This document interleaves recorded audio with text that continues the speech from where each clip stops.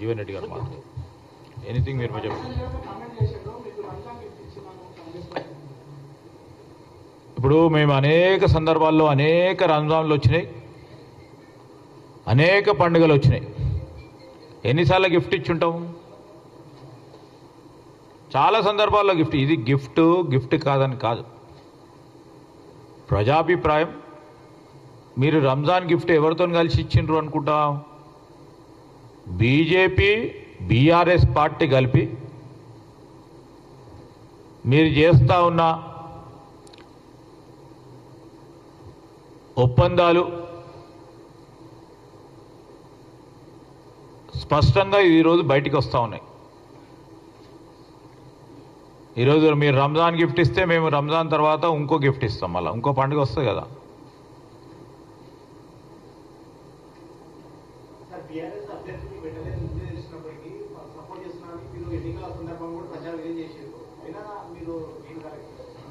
గేను నా గేను అని ఉండదమ్మా. ఈరోజు బీఆర్ఎస్ నేను చెప్పినప్పుడు 2-3 రోజుల ముందు కూడా స్పష్టంగా అన్ని హంగులాలతో బీజేపీ గెలవాలని ప్రయత్నం చేశారు. మీరు బీఆర్ఎస్కు సంబంధించి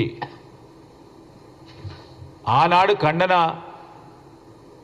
చేస్తూ మాకు బీజేపీ ఇద్దరు కలిసి మాట్లాడుతున్నారని చెప్పిన బీఆర్ఎస్ స్పష్టంగా ఎక్కడికైనా పోయి చూడండి. మేము కూడా ఛాలెంజ్ చేసిన వారు బీజేపీకి సపోర్ట్ చేస్తూ వారికి ఓటు వేయాలని క్షేత్రస్థాయిలో పనిచేస్తూ ఉన్నది ఎవరు?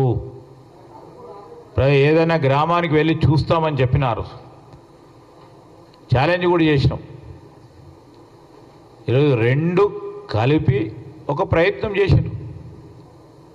నేనంటే ఉన్నా పాపం రవీందర్ సింగ్ నేను బీఆర్ఎస్ నుంచి నేను నిలబెడుతున్నా.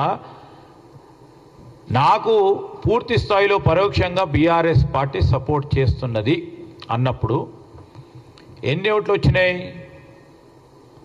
వారి బలం అంతేనా బీఆర్ఎస్ది? వారికి ఉన్న బలం అంతా కూడా బీజేపీకి సపోర్ట్ చేస్తే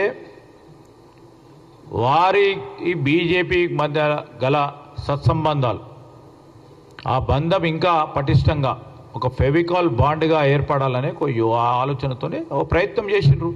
ఎన్నికలు కనుక ఒకసారి ఓటమి ఉంటుంది, ఒకసారి గెలుపు ఉంటుంది.